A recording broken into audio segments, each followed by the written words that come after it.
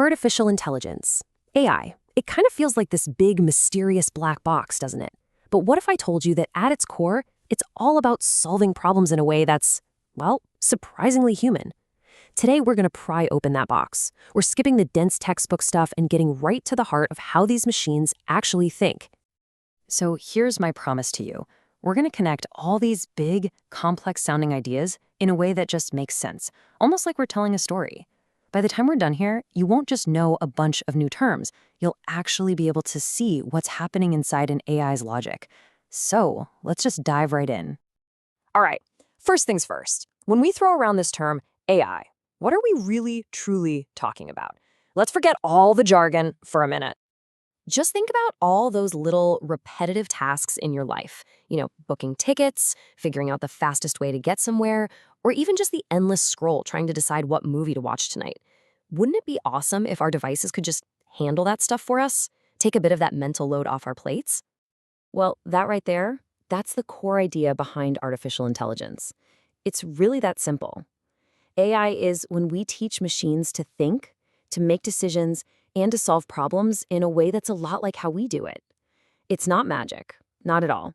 It's about creating a clear process for getting from a problem to a solution. And this whole idea, it's not new. It kicked off way back in 1956. A bunch of brilliant scientists got together and asked this huge question. What if machines could actually think like us? I mean, the dream was massive. Talking robots, self-driving cars, all that amazing sci-fi stuff seemed just around the corner. But then, reality hit. They figured out pretty quick that thinking like a human is incredibly complicated, and machines couldn't just do it. They had to be taught step by painstaking step. And that brings us to AI's main job, its absolute #1 function, solving problems. And we're not just talking about massive scientific challenges here. This applies to everything, from planning your day to how Google Maps gets you home. You see this literally every single day. Google Maps is solving the what's the best route problem. Amazon is solving the what should you buy next problem. Heck, even a robot trying to pick up a glass is solving a problem. And you, every morning, you solve the how am I going to manage my time today problem. AI is just a tool we've built to tackle these exact kinds of challenges, both big and small. So, how does an AI even get started? It has to frame the problem first. Think of it like a maze. Before an AI can even think about solving it, it has to know 4 basic things. 1, where am I starting? 2, what's my goal? Where am I trying to get to? 3, what moves can I make? Up, down, left, right? And 4, what are the rules? Like, you can't walk through walls. Once it knows those 4 things, the game is on. It can start searching for a way out. Now, this is where it gets really, really cool. This whole idea of searching for a solution, that's the heart of the game. How does an AI sift through all the millions of possible paths to find the very best one? To get this, let's try a little thought experiment. Imagine you are completely lost in a massive forest. Your goal is simple: get out. How would you do it? Well, your whole strategy would depend on what you know, right? And that gives us 2 totally different ways to do this. On the one hand, you've got uninformed search. This is you in the forest with no map, no compass, nothing. You're just walking blind, trying one path, then another, just hoping you stumble out. But then there's informed search. Now you've got clues, maybe a map, or you see some footprints, or a bit of light peeking through the trees. You use those hints to make much smarter, guided choices about which way to go. So let's talk about that blind or uninformed search for a second. Think of it like trying to guess a 4-digit PIN. You could use a method called breadth-first search, which is super methodical. It tries 0001, then 0002, and so on. It checks everything one step at a time. It's slow, for sure, but it guarantees you'll find the answer.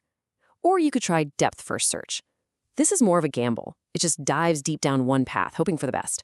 It's way faster if you get lucky, but you might go down a really long wrong path. Informed search, though, is so much smarter.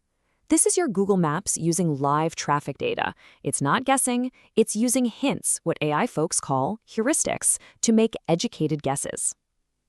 And heuristic is just a fancy word for a rule of thumb or a shortcut.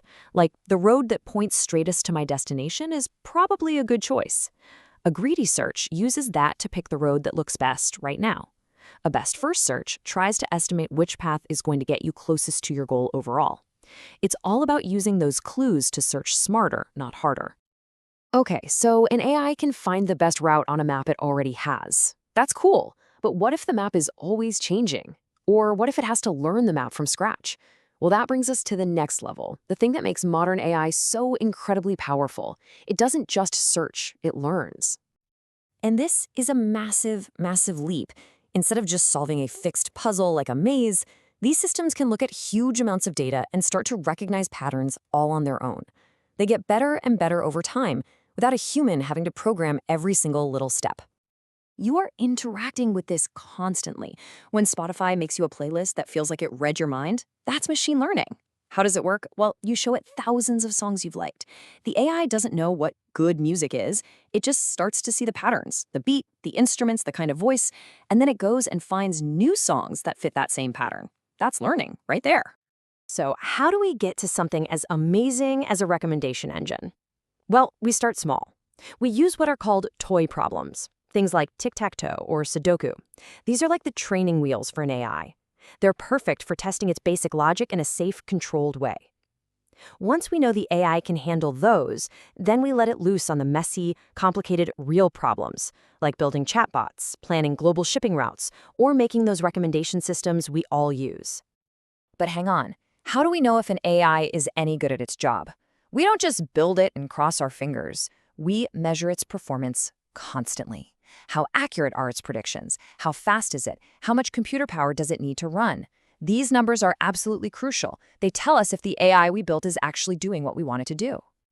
So let's just pause here for a second.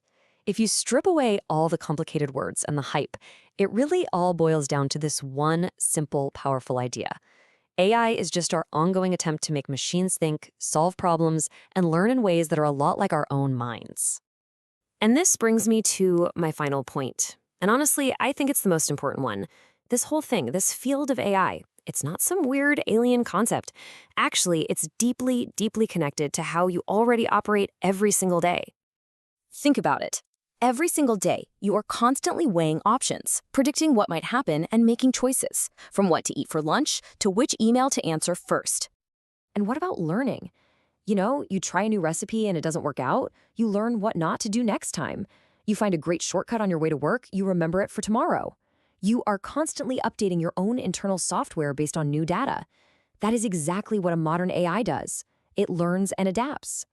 And every day, whether you're weaving through a crowded grocery store or just planning your errands, you're instinctively looking for the most efficient path to get to your goal. You are basically running your own complex search algorithms all the time. So, you see, there's no reason to be intimidated by AI. You're already an expert in the basic processes it's trying to copy. The foundation for all of this? It's already running inside your own head. So the only real question left is, what problems will you want to solve, and what will you teach machine to do next?